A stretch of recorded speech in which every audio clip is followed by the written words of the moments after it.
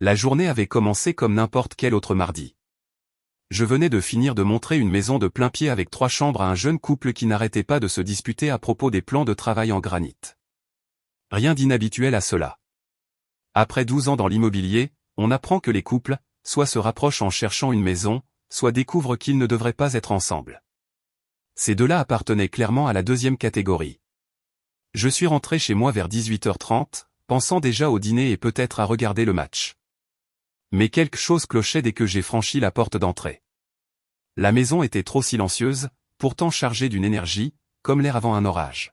« Chérie, je suis rentré », ai-je appelé en accrochant mes clés au porte-clés près de la porte. « Je suis là », sa voix est venue du salon, mais elle sonnait différemment, plus aiguë, presque théâtrale. Je suis entré et l'ai trouvée assise au bord de notre canapé, les mains jointes sur ses genoux, arborant un sourire énorme qui n'atteignait pas tout à fait ses yeux. La table basse avait été déplacée, et elle s'était arrangée comme si elle posait pour une photo. Tout dans la scène semblait orchestré. « Tu ne vas jamais croire ce qui s'est passé aujourd'hui », a-t-elle dit, sautillant presque sur place. « Et c'est moi », ai-je répondu en posant ma mallette et en étudiant son visage. Elle a fait ce que je ne peux décrire que comme une pause dramatique, comme si elle attendait un roulement de tambour. Puis elle a tendu la main derrière un coussin décoratif et a sorti un test de grossesse, le brandissant comme un ticket de loto gagnant. « Nous allons avoir un bébé. » Les mots sont restés suspendus dans l'air entre nous. Pendant exactement 3 secondes, j'ai ressenti une confusion authentique. Puis mon cerveau s'est mis en marche et tout s'est éclairci avec une clarté cristalline. Voyez-vous, voici ce qu'elle ignorait à mon sujet. Il y a 7 ans, après mon divorce d'avec ma première femme, et après avoir vu mes 2 enfants traverser ce désordre, j'ai pris une décision. J'ai subi une vasectomie, propre, simple, permanente. J'avais 34 ans, j'avais mon fils et ma fille de mon précédent mariage, et c'en était fini. Plus d'enfants, plus de complications. Lorsque je l'ai rencontrée 2 ans plus tard, elle était catégorique sur le fait de ne jamais vouloir d'enfants. Les enfants ruineraient tout, disait-elle. Je veux voyager, me concentrer sur ma carrière, profiter de notre liberté. Parfait. Je pensais que nous étions sur la même longueur d'onde. Je n'ai jamais vu de raison de mentionner la procédure puisque nous étions tous les deux d'accord pour ne pas avoir d'enfant. Mais maintenant, en la regardant jouer cette mascarade élaborée, plusieurs choses sont devenues claires simultanément. Les nuits tardives qu'elle passait à son travail de marketing. Les mystérieux appels téléphoniques qui se terminaient brusquement lorsque j'entrais dans la pièce. La façon dont elle avait été distante et secrète ces 3 derniers mois. Son intérêt soudain pour mon emploi du temps. Toujours à demander quand je rentrerais tard. Elle étudiait mon visage intensément, attendant ma réaction, analysant chaque micro-expression pour voir si j'avalais sa performance. « Oh mon Dieu !» ai-je dit en forçant ma voix à se briser d'émotion. C'est incroyable. Son sourire s'est élargi et j'ai vu le soulagement inonder ses traits. Elle pensait, le piège est tendu, il a mordu à l'hameçon. Je sais, n'est-ce pas? Je suis encore sous le choc moi-même, a-t-elle poursuivi, se mettant vraiment dans son rôle. Je veux dire, nous avons toujours dit que nous ne voulions pas d'enfants, mais parfois la vie a d'autres plans. Parfois, Dieu a de plus grands projets pour nous. Les plans de Dieu, ai-je répété lentement, hochant la tête comme si je traitais cette nouvelle bouleversante. Tu sais quoi? Tu as absolument raison. Cela change tout. Ça change tout, a-t-elle acquiescé avec impatience. Nous devrons commencer à penser aux finances, à trouver un endroit plus grand, peut-être. Je veux dire, les bébés coûtent cher. Tu devras probablement faire plus de garde, travailler quelques week-ends. Ça y était. L'angle financier. Elle n'essayait pas seulement de me piéger avec une grossesse. Elle comptait me ruiner par la même occasion. Tu sais quoi, ai-je dit en me levant lentement, c'est une nouvelle tellement incroyable que je pense que je devrais aussi partager quelque chose avec toi. Quelque chose que j'ai gardé pour moi. Son expression a légèrement changé. Une lueur d'incertitude a traversé son visage.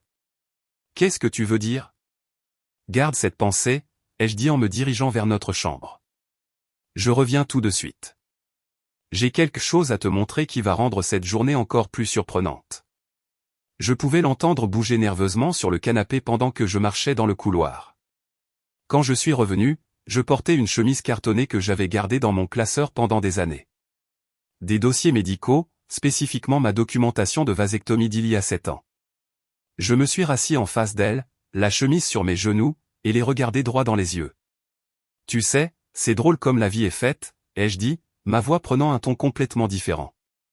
Te voilà, me parlant des plans de Dieu et des grossesses inattendues. J'ai ouvert la chemise et en ai sorti les documents médicaux. Mais j'ai des nouvelles à t'annoncer. Son visage est devenu pâle. Il y a 7 ans, avant même de te rencontrer, j'ai subi une vasectomie. Médicalement vérifiée, documentée et confirmée par des tests de suivi. J'ai brandi les papiers. Il m'est littéralement impossible d'être le père d'un enfant. Le test de grossesse a glissé de ses doigts et a teinté sur la table basse. Alors, voici ma question, ai-je poursuivi, ma voix portant maintenant tout le poids de mon autorité. Qui est-il? Le silence qui a suivi était assourdissant. J'ai regardé son visage parcourir les émotions comme une machine à sous-casser. Choc, panique, calcul, puis de nouveau panique. C'est impossible, a-t-elle bégayé, sa voix à peine un murmure. Le test est positif. Je suis enceinte. Ce doit être le tien. Je me suis penché en arrière dans mon fauteuil, gardant mes yeux rivés sur les siens. La science médicale dit le contraire. Les vasectomies sont efficaces à 99,9% et la mienne a été confirmée stérile plusieurs fois. Alors je vais répéter ma question. Qui est-il? C'est insensé, a-t-elle dit, sa voix devenant plus aiguë. Tu m'accuses de tromperie basée sur une vieille procédure médicale. Les médecins font des erreurs tout le temps. Peut-être que ça n'a pas fonctionné correctement. Peut-être que ça a échoué après toutes ces années.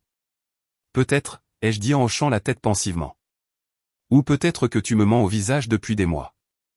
Elle s'est levée brusquement du canapé, le test de grossesse tombant sur le sol. Comment peux-tu même penser ça? Comment peux-tu rester assis là et m'accuser de quelque chose d'aussi horrible? Arrête la comédie, ai-je interrompu, ma voix assez tranchante pour couper le verre. Les nuits tardives au travail, les appels téléphoniques mystérieux, la façon dont tu me posais constamment des questions sur mon emploi du temps, la distance soudaine entre nous. Tu me prends pour un idiot? Ce ne sont que des coïncidences. Je travaillais sur une grande campagne. Tu le sais. Et les appels téléphoniques viennent de clients. Tu es paranoïaque. Je me suis levé lentement, tenant toujours les documents médicaux. Paranoïaque? Tu viens d'annoncer une grossesse médicalement impossible et tu t'attendais à ce que je prépare mon compte bancaire pour cela. Et quand je te présente la preuve que ça ne peut pas être le mien, tu commences à parler des plans de Dieu et des miracles médicaux.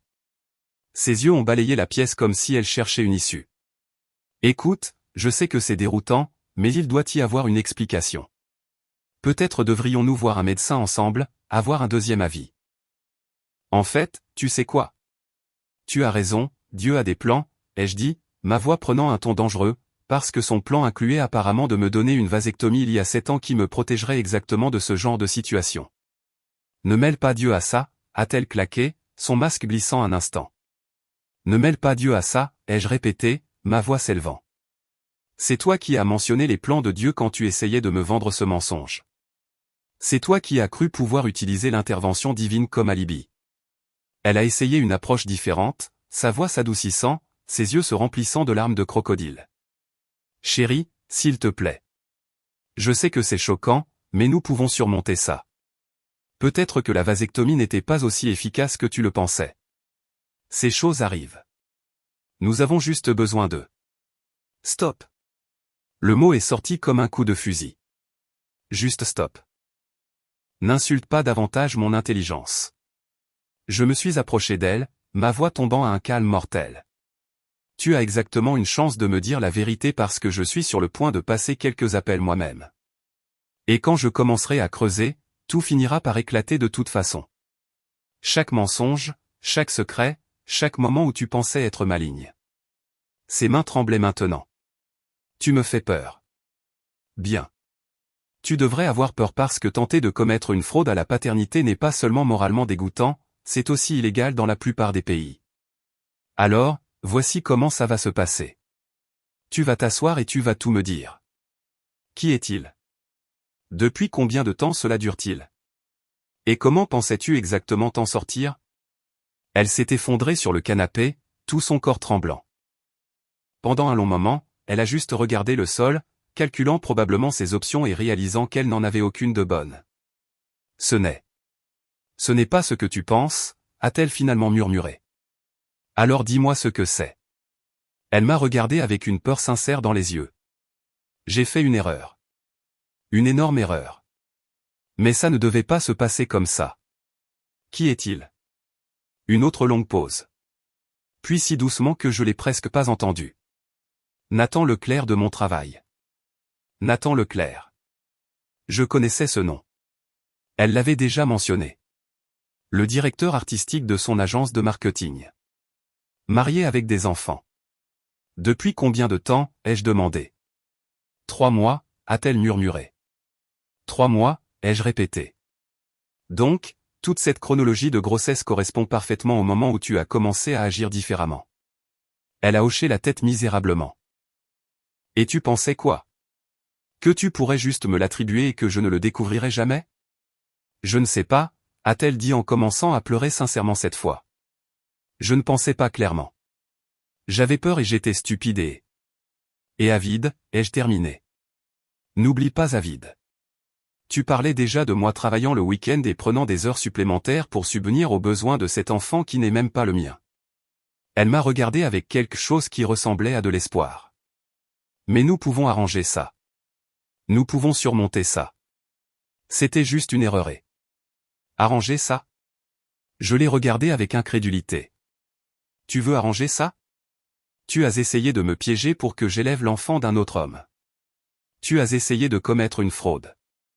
Tu me mens au visage depuis 3 mois. Qui a-t-il exactement à arranger? L'espoir est mort dans ses yeux alors qu'elle comprenait enfin ce qu'elle s'était fait. Mais attends, ai-je dit, une pensée terrible me traversant l'esprit. Tu as dit Nathan de ton travail. N'est-il pas marié? Elle a hoché la tête à nouveau, évitant mon regard. Donc, tu as détruit notre mariage pour un homme qui ne quittera jamais sa femme pour toi. C'est juste parfait. Le poids total de sa situation commençait à se faire sentir. Je pouvais le voir sur son visage. La réalisation naissante que son amant marié s'enfuirait à toutes jambes dès qu'il apprendrait la grossesse. Le mari qu'elle venait de tenter d'escroquer et qui savait maintenant tout. La toile de mensonges qui était sur le point de s'effondrer autour d'elle. Mais je n'avais pas encore terminé. En fait, permets-moi de te demander autre chose, ai-je dit, faisant les 100 pas lentement devant elle. Es-tu absolument certaine que Nathan est le père? La question l'a frappé comme un coup physique. Son visage est passé de pâle à verdâtre. Qu'est-ce que tu veux dire, a-t-elle murmuré. Je veux dire, si tu étais prête à me mentir pendant 3 mois, à coucher derrière mon dos, puis à essayer de me coller l'enfant, qu'est-ce qui te fait croire que Nathan va croire qu'il est le seul? Son silence était toute la réponse dont j'avais besoin. Il y a quelqu'un d'autre, n'est-ce pas? Elle a enfoui son visage dans ses mains. Oh, mon Dieu, n'ose pas mêler Dieu à ton désordre encore une fois, ai-je claqué. De combien d'hommes parlons-nous ici? 2, a-t-elle sangloté dans ses mains. Juste 2. Juste 2, ai-je répété lentement. Donc, tu ne sais même pas qui est le père. Tu allais me faire élever un enfant, détruire ma stabilité financière, changer toute ma vie, et tu ne sais même pas de quel enfant il s'agit. C'était une erreur, a-t-elle pleuré. Tout est devenu si confus et compliqué. Arrête tout de suite. Ma voix a traversé ses excuses comme une lame. N'ose pas appeler ça une erreur. Une erreur, c'est mettre du sel dans ton café au lieu du sucre. C'est une trahison. C'est une fraude. C'est une tromperie calculée. Je me suis dirigé vers la fenêtre, regardant notre rue de quartier tranquille. Des familles normales menant des vies normales. Pendant ce temps, ma femme courait partout comme si elle jouait dans un feuilleton tordu. Qui est l'autre gars, ai-je demandé sans me retourner. Ça a de l'importance? Je me suis retourné pour lui faire face. Ça a de l'importance parce que je veux savoir exactement jusqu'où va ce terrier de lapin. Je veux savoir exactement quel genre de personne j'ai épousé. Elle est restée silencieuse si longtemps que j'ai cru qu'elle ne répondrait pas. Puis, à peine audible. Victor Dubois. Victor Dubois. Je ne connaissais pas ce nom, ce qui, d'une certaine manière, rendait les choses pires. Qui est Victor Dubois? C'est C'est un entraîneur de ma salle de sport. Ta salle de sport? Ai-je dit lentement. La salle de sport que tu as rejointe il y a 3 mois parce que tu voulais soudainement te remettre en forme.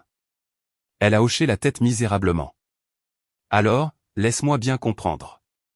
Tu as rejoint une salle de sport, as commencé à coucher avec ton entraîneur, as aussi commencé à coucher avec Nathan du travail, est tombée enceinte, et a décidé que la meilleure solution était de tromper ton mari en lui faisant croire que c'était le sien. Est-ce que ça résume à peu près la situation? Quand tu le dis comme ça sonne.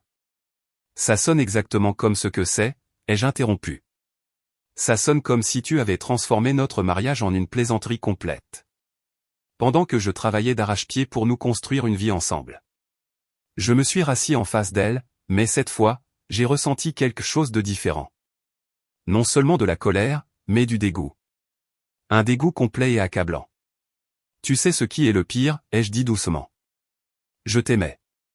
Je t'aimais sincèrement. Je pensais que nous étions des partenaires. Je pensais que nous construisions quelque chose ensemble. Et pendant tout ce temps, tu étais dehors à te moquer de moi. Je t'aime aussi, a-t-elle dit désespérément. C'est pourquoi nous pouvons surmonter ça. Les gens font des erreurs et si nous ne faisons que. J'ai levé la main. N'insulte pas davantage mon intelligence. Tu ne m'aimes pas.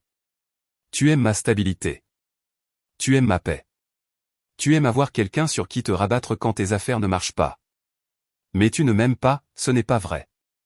Alors explique-moi comment quelqu'un qui aime son mari passe 3 mois à coucher avec 2 hommes différents et essaie ensuite de le tromper pour qu'il élève leur enfant. Elle a ouvert la bouche pour répondre, puis l'a refermée. Pour la première fois de toute cette conversation, elle n'avait rien à dire. Voici ce qui va se passer, ai-je continué, ma voix d'un calme mortel. Tu vas faire tes valises. Tu vas quitter ma maison ce soir et ce mariage est terminé. Non.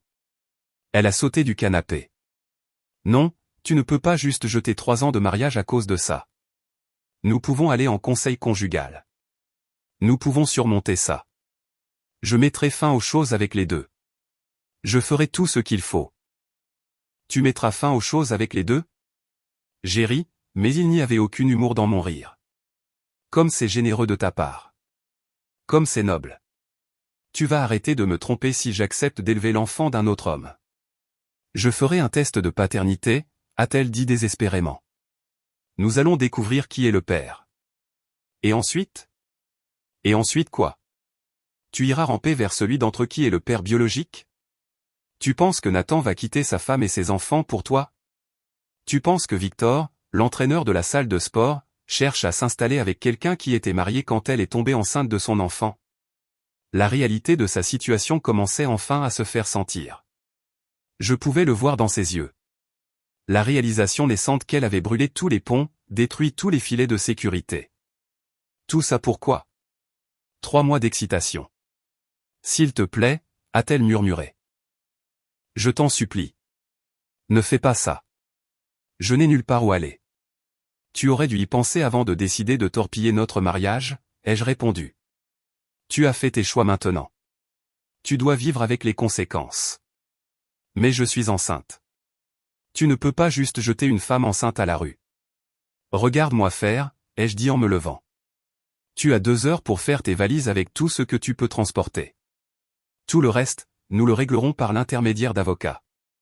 Avocat? Sa voix s'est brisée. Tu vas vraiment divorcer de moi. Je ne vais pas divorcer de toi, ai-je corrigé. Je divorce déjà de toi. Cette conversation n'est qu'une courtoisie pour te faire savoir ce qui se passe. J'ai commencé à marcher vers la cuisine pour me prendre un verre, mais sa voix m'a arrêté. Qu'est-ce que je suis censé faire? Je me suis retourné pour la regarder une dernière fois. Elle était assise sur notre canapé, tenant toujours ce test de grossesse, des larmes coulant sur son visage. Mais ce n'étaient pas les mêmes larmes théâtrales de son annonce. C'étaient des larmes de panique authentiques.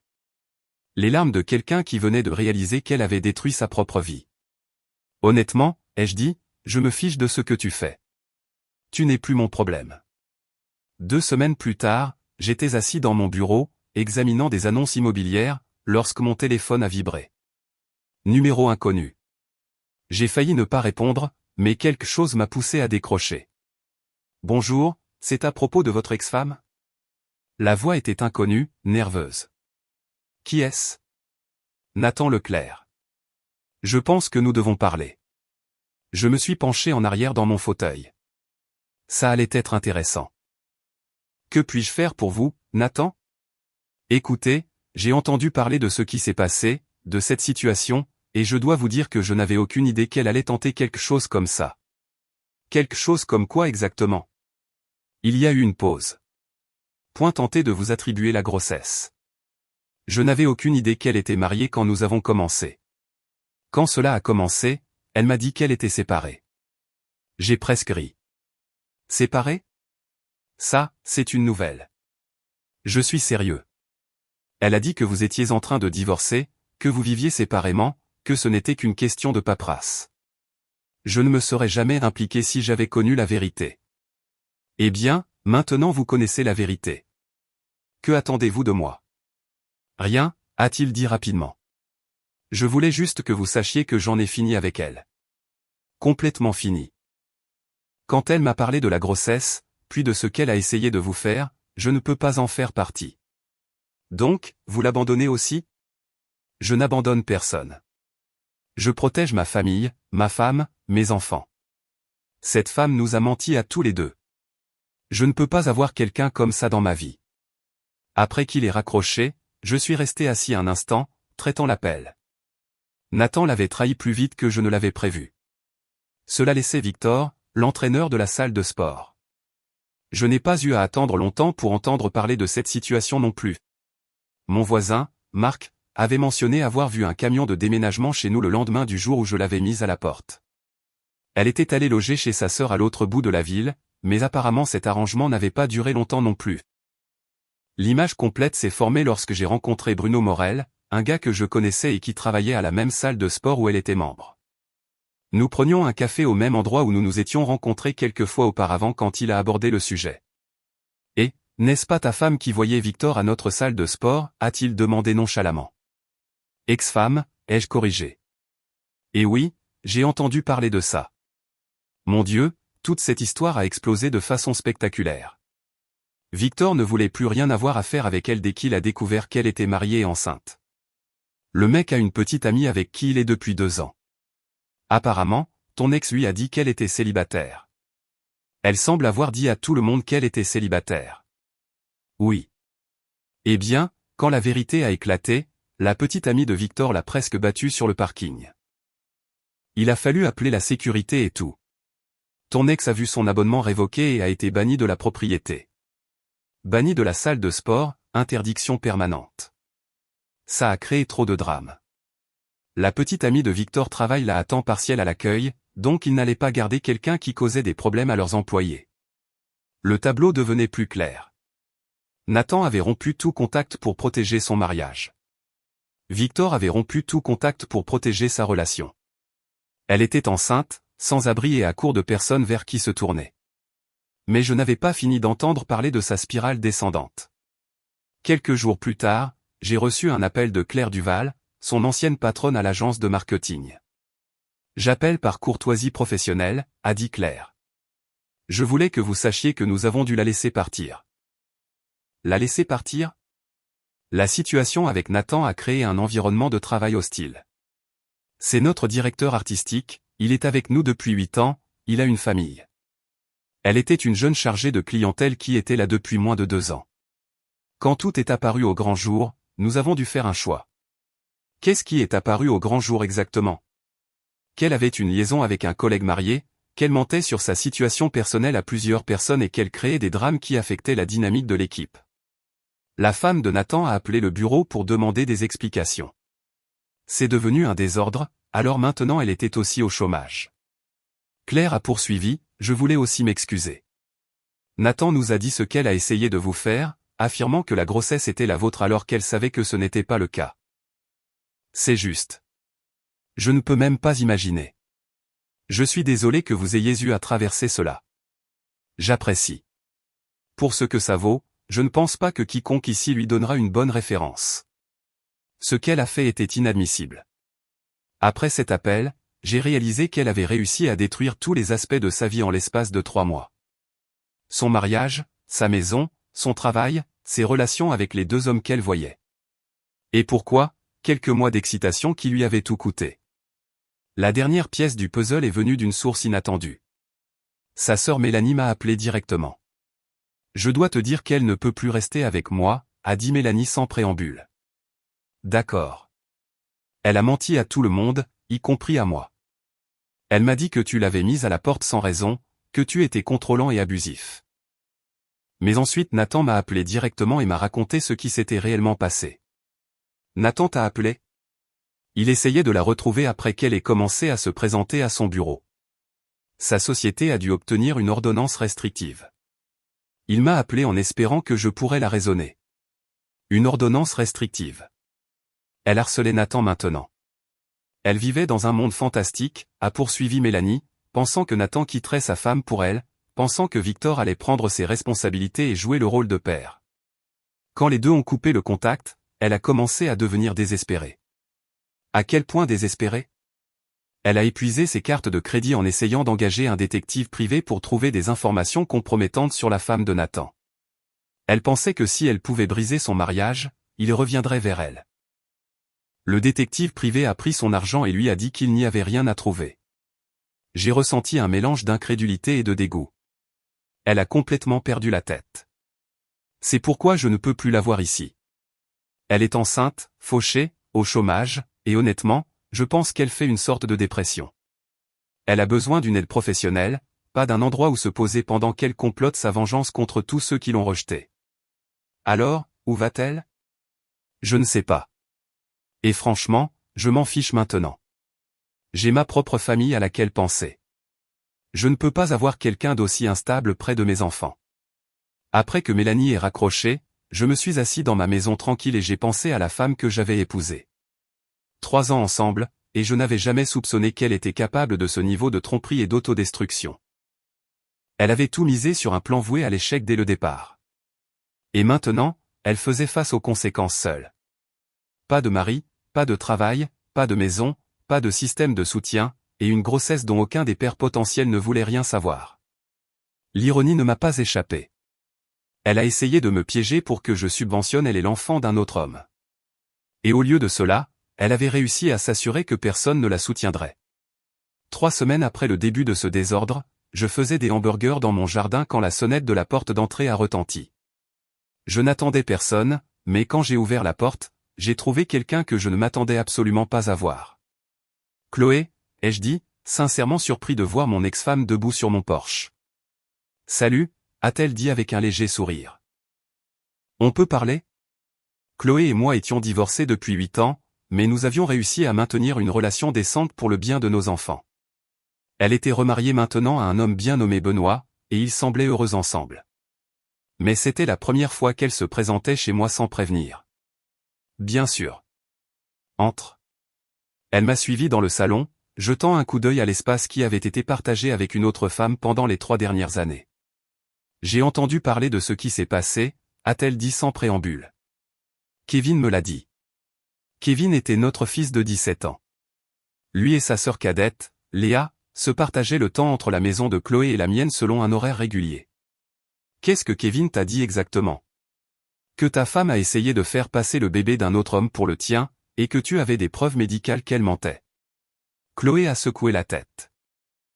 J'ai dû l'entendre de notre fils parce que je n'y croyais pas quand il me l'a dit la première fois. Je me suis enfoncé dans mon fauteuil, me sentant soudain fatigué.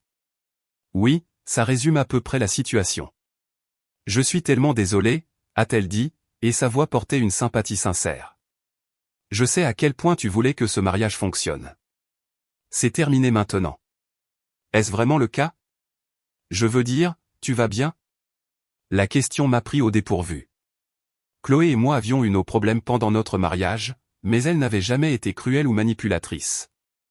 Notre divorce avait été une question de s'éloigner, pas de trahison ou de tromperie.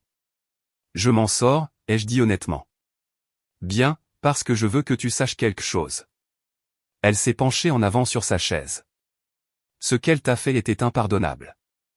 Absolument impardonnable. Et Kevin et Léa ressentent la même chose.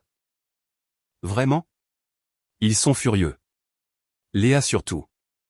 Elle l'aimait vraiment, tu sais, elle pensait qu'elle allait avoir une belle-mère qui se souciait de la famille. Quand elle a découvert la vérité. Chloé a secoué la tête. Je n'ai jamais vu Léa aussi en colère. Léa avait 15 ans et avait toujours été protectrice envers les gens qui lui tenaient à cœur. Je pouvais imaginer sa réaction. Kevin s'est inquiété pour toi, a poursuivi Chloé. Il voulait venir te parler lui-même, mais il n'était pas sûr que tu veuilles en discuter. Tu sais comment il est avec les choses émotionnelles. Il n'a pas à s'inquiéter pour moi. Si, il le doit. Tu es son père, et il est fier de la façon dont tu as géré cette situation. Fier? Il a dit, et je cite, « Papa ne l'a pas laissé le manipuler comme un idiot. Il a vu clair à travers ses mensonges et l'a immédiatement mise à la porte. C'est ainsi qu'un homme devrait gérer une traque continue. » Je sentis quelque chose dans ma poitrine se relâcher légèrement. Je m'étais inquiété de l'impact que cela aurait sur ma relation avec mes enfants. Léa a dit quelque chose de similaire, a ajouté Chloé. Elle a dit qu'elle était fière d'avoir un père qui ne laisserait personne profiter de lui. J'apprécie. Chloé s'est levée et s'est dirigée vers la fenêtre, regardant le jardin où j'avais fait mes grillades. Tu sais, quand nous avons divorcé, j'ai été en colère pendant un certain temps. Mais avec le recul, nous étions juste deux personnes qui ont évolué dans des directions différentes. Nous ne nous sommes jamais menti. Nous n'avons jamais essayé de nous blesser intentionnellement. Ce qu'elle t'a fait. Elle s'est retournée pour me faire face. Ce n'est pas seulement la fin d'un mariage. C'est une trahison à un niveau que je ne peux même pas comprendre. C'est terminé maintenant, n'est-ce pas? Parce que Kevin a mentionné qu'elle essayait de te contacter. Je n'en avais parlé à personne, mais apparemment rien n'échappait à mon fils adolescent. Elle a appelé quelques fois. Envoyé quelques messages. Je ne réponds pas, bien. Ne réponds pas, la voix de Chloé était ferme. Cette femme a essayé de te piéger pour que tu élèves l'enfant d'un autre homme. Il n'y a pas de retour en arrière possible après ça. Jamais. Nous avons parlé pendant une autre heure. Elle m'a dit que les deux enfants voulaient passer plus de temps chez moi pendant un certain temps pour s'assurer que j'allais bien. Elle a proposé de m'aider pour tout ce dont j'aurais besoin pendant la procédure de divorce. Plus surprenant encore, elle a proposé d'être un témoin de moralité si cela en venait là. Un témoin de moralité pour témoigner que tu es un homme bon, un bon père, et que ce qu'elle a fait était complètement inadmissible. Si son avocat essaie de te faire passer pour le méchant en ayant mis à la porte une femme enceinte, je rétablirai la vérité. Après son départ, je me suis assis dans ma maison tranquille et j'ai réalisé que quelque chose avait changé. Pour la première fois depuis le début de tout ce désordre, je ne me sentais plus seul. Je me sentais soutenu, protégé, même. Mon téléphone a vibré avec un message de Kevin. « Papa, si tu as besoin de quoi que ce soit, appelle. Je suis fier que tu ne l'aies pas laissé s'en sortir comme ça. » Puis un autre de Léa. « Je t'aime, papa. Tu mérites tellement mieux que ce qu'elle t'a fait. » Le soir suivant, Kevin est arrivé avec une pizza et ses devoirs. « Je pensais traîner ici ce soir, » a-t-il dit nonchalamment, mais je pouvais voir l'inquiétude dans ses yeux. « Tu n'as pas à me garder. » « Je ne te garde pas. Je veux vraiment être ici. » D'ailleurs, maman force Benoît à regarder une comédie romantique ce soir, et je préférerais faire de l'algèbre que d'endurer ça. Nous avons mangé de la pizza et parlé de tout sauf de ma situation. Mais juste le fait de l'avoir là, me traitant normalement, m'a fait réaliser à quel point j'avais besoin de cette normalité. « Papa » a-t-il dit en rangeant ses livres. « Oui, je sais que c'est bizarre à dire, mais je suis en quelque sorte content que cela se soit passé maintenant plutôt que plus tard. » Qu'est-ce que tu veux dire? Je veux dire, imagine si tu l'avais découvert après la naissance du bébé. Imagine si tu avais passé des mois ou des années à élever un enfant qui n'était pas le tien avant de découvrir la vérité. Au moins de cette façon, tu l'as découvert avant qu'elle ne puisse vraiment endommager ta vie. Mon fils de 17 ans faisait preuve d'une sagesse au-delà de son âge. Tu as absolument raison. En plus, a-t-il ajouté avec un léger sourire, maintenant, nous savons que tu as toujours de bons instincts. Tu as vu clair dans son jeu, après son départ, j'ai réalisé que ce que j'avais pensé être le pire jour de ma vie avait en fait été une bénédiction déguisée. Non seulement parce que j'avais découvert la vérité, mais parce que cela m'avait montré à quoi ressemblait un soutien authentique. Mon ex-femme, qui ne me devait rien, était venue m'offrir son aide. Mes enfants, qui auraient pu être embarrassés par le drame, était fier de la façon dont j'avais géré la situation. J'avais des gens dans mon coin qui se souciaient réellement de mon bien-être. Pendant ce temps, ma future ex-femme faisait face à sa grossesse seule, sans emploi, sans maison, et sans personne à manipuler. Le contraste n'aurait pas pu être plus frappant. 6 mois plus tard, je clôturais une importante transaction immobilière commerciale lorsque mon avocat, Maître Dubois, a appelé avec une nouvelle à laquelle je m'attendais. Le divorce est finalisé, a-t-il dit. Elle n'a rien contesté à la fin. Bien. Aussi, je pensais que vous voudriez savoir. Elle a eu le bébé la semaine dernière. Un garçon. Je n'ai rien ressenti. Aucune curiosité, aucun regret, rien. Ce chapitre de ma vie était complètement clos. Le test de paternité a confirmé que c'était celui de Victor, a poursuivi Maître Dubois. Mais il refuse toujours toute implication. A renoncé à ses droits parentaux immédiatement. Et Nathan n'a jamais été un candidat une fois les dates confirmées. Il s'avère que leur liaison a pris fin avant qu'elle ne tombe enceinte, elle s'est donc retrouvée avec exactement ce qu'elle méritait. Rien.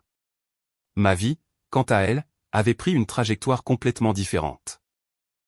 Le marché immobilier m'avait été favorable, et sans le fardeau financier de soutenir quelqu'un qui travaillait activement contre moi, j'avais réussi à économiser plus d'argent en 6 mois qu'au cours des 2 années précédentes. Kevin avait été accepté à l'université de son premier choix avec une bourse partielle. Léa excellait à l'école et avait commencé à m'accompagner lors des visites immobilières, montrant un véritable intérêt pour l'entreprise. Les 2 enfants passaient plus de temps chez moi maintenant, non par obligation, mais parce qu'ils le voulaient. Chloé et moi avions développé une relation de coparentalité encore meilleure. Benoît était devenu un véritable ami, et leur mariage semblait plus fort que jamais. C'était la preuve que des adultes matures pouvaient créer des dynamiques familiales saines lorsque toutes les personnes impliquées avaient de bonnes intentions. Le mois dernier, j'avais recommencé à sortir. Rien de sérieux pour l'instant, mais j'avais rencontré Laura Martin lors d'un barbecue de quartier. C'était une enseignante divorcée avec 2 enfants, et nous prenions les choses lentement. La différence était flagrante, communication honnête, pas de jeu, pas d'arrière-pensée. Tu sembles plus léger, avait observé Kevin après l'avoir rencontré. Comme si tu t'amusais vraiment au lieu de faire semblant. Il avait raison. Je n'avais pas réalisé à quel point j'avais dépensé d'énergie à essayer de faire fonctionner une relation dysfonctionnelle. Il y a 2 semaines, j'avais croisé sa sœur, Mélanie, à l'épicerie. La conversation a été brève mais éclairante. Elle a des difficultés, a dit Mélanie sans que je le demande. Mère célibataire, travaillant dans un centre d'appel, vivant dans un studio à l'autre bout de la ville. Le père du bébé ne veut rien savoir ni d'elle ni de l'enfant. Je suis désolé d'entendre ça, ai-je dit, et je le pensais. Je ne souhaitais le sans-abrisme ou la pauvreté à personne. Elle te demande parfois. Se demande si tu penses à elle. Je ne pense pas, Mélanie a hoché la tête. Je m'en doutais. Pour ce que ça vaut, je pense qu'elle comprend enfin ce qu'elle a gâché. Mais comprendre et mériter le pardon sont 2 choses différentes. Elles le sont. En marchant vers mon camion ce jour-là, j'ai réfléchi à la façon dont ma vie était différente maintenant par rapport à 6 mois auparavant. J'avais mon respect de soi intact, une relation plus forte avec mes enfants, une stabilité financière et la liberté de construire quelque chose d'authentique avec quelqu'un de nouveau. Elle avait un bébé qu'elle élevait seule, un travail au salaire minimum, aucun système de soutien et la certitude qu'elle avait détruit la meilleure chose de sa vie pour 3 mois de mensonges. La vasectomie que j'avais subie il y a 7 ans, la décision qui m'avait sauvé de son piège, me semblait maintenant le choix le plus intelligent que j'ai jamais fait. Non seulement parce que cela me protégeait de la fraude, mais parce que cela avait révélé son vrai caractère avant que je ne gaspille davantage d'années avec quelqu'un qui me voyait comme une source de revenus plutôt que comme un partenaire. Parfois, la meilleure chose qui puisse vous arriver est de découvrir la vérité sur quelqu'un avant qu'il ne soit trop tard. J'avais construit une bonne vie une fois. J'en construisais une meilleure maintenant, et cette fois je savais exactement quoi chercher et quoi éviter.